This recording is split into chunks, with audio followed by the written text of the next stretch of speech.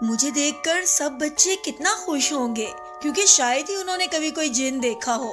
رونق نے اپنے دوست سے کہا جو اسے خدا حافظ کہنے آیا تھا، اور جب ان کو پتا چلے گا کہ میں ان کی خواہشات پوری کرنے آیا ہوں تو وہ خوشی سے پاگل ہو جائیں گے۔ ضروری نہیں ہے، اس کے دوست نے کہا، میں نے سنا ہے کہ آج کل کے بچے جنوں پریوں پر یقین نہیں رکھتے اور ان کے پاس اتنا وقت بھی نہیں ہوتا کہ وہ ہمارے بارے میں کہانیاں سنیں۔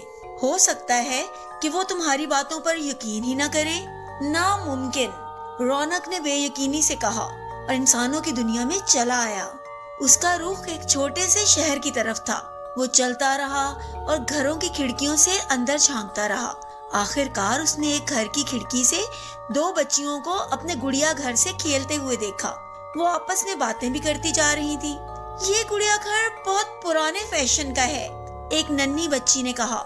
اس میں بجلی کی لائٹ کی بجائے لالٹین جلائی جاتی ہے اور یہ بہت احمقانہ بات ہے۔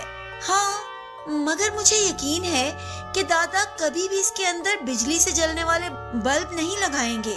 دوسری بچی نے کہا، میری کتنی خواہش ہے کہ وہ ایسا کر دیں۔ اوہ، رونق جو ان کی باتیں سن رہا تھا اپنے آپ سے کہا، یہ میرے لیے ایک اچھا موقع ہے، میں ان بچیوں کی خواہش پوری کر سکوں۔ چنانچہ وہ کھڑکی سے کود کر کمرے میں آ گیا اور بچیوں کے پیچھے خاموشی سے آ کر کھڑا ہو گیا۔